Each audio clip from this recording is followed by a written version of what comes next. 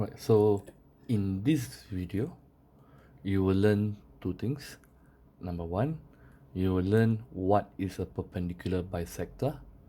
Number two, you will learn how to construct a perpendicular bisector.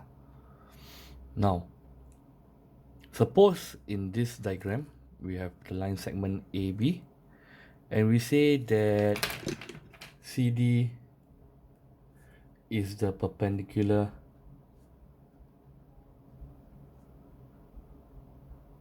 bisector of AB. So what does that mean? Now, the perpendicular bisector has two properties. Alright? The first property is from the first word itself. The meaning of perpendicular means that it's 90 degrees. So the first property is that CD will be is perpendicular. So we can also use this symbol to represent perpendicular to AB. So over here you can say CD is perpendicular to AB. Right, so this is to illustrate that this is perpendicular. So that's the first property of a perpendicular bisector, is that the line is perpendicular to the other line. The second property of a perpendicular bisector is that comes from the word bisect. The meaning of bisect is to divide something into exactly two.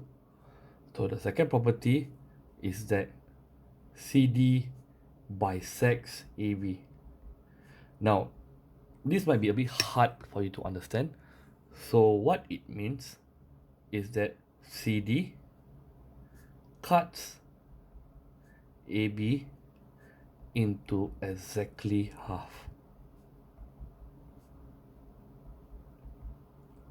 So that means at this part here, this portion from A to this part and from this point to B is exactly equal.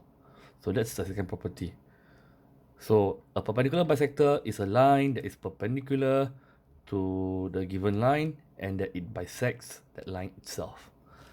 Now that you know what is a perpendicular bisector, how then can we construct a perpendicular bisector given that we have a line segment drawn for you? So in some questions, they might ask you to draw the line segment. So that part, you need to watch the previous video on how to construct a line segment. But now, suppose that we have a line segment that has been drawn for us already.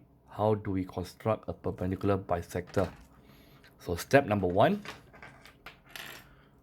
you will just need a compass to help you, and of course a ruler so they can draw a straight line to help you draw a perpendicular bisector.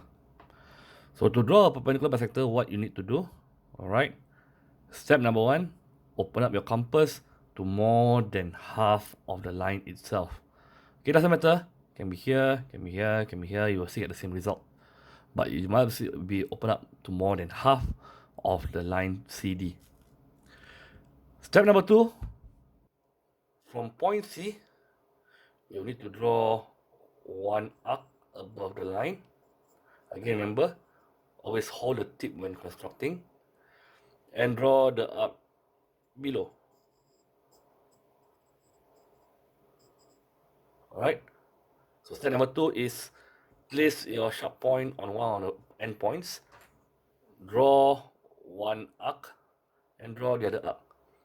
Take note, do not, I repeat, do not adjust your compass at all throughout this whole time. Alright, once you have done that, alright, without adjusting your compass, shift the sharp point to point D. Now once you have shifted to the point D itself, step number three, do the same thing as what you did in step two, but from point D, draw the arc, draw the arc. Once you have drawn the arc, alright, step number four will be to just join the arcs together. Alright, and there we have it. This is what we call the perpendicular bisector.